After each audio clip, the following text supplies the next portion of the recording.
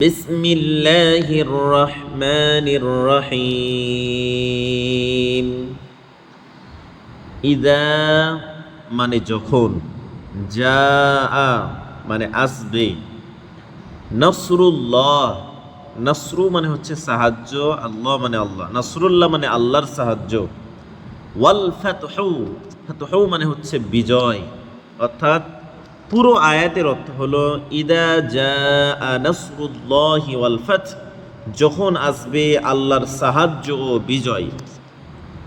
ওয়া রাআইতান NASA, wow মানে এবং, রাআইতা মানে আপনি লক্ষ্য করবেন, দেখবেন, নাসা মানে সমস্ত মানুষকে।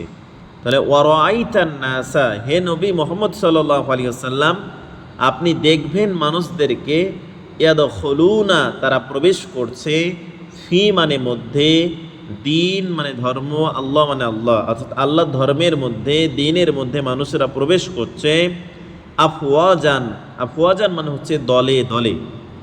অর্থাৎ পুরো আয়াতের অর্থ হচ্ছে আপনি তখন দেখবেন মানুষদেরকে তারা দলে দলে আল্লাহর দিনে প্রবেশ করছে। ফাসাব্বিহ, সুতরাং সেই সময় আপনি তাসবিহ করুন।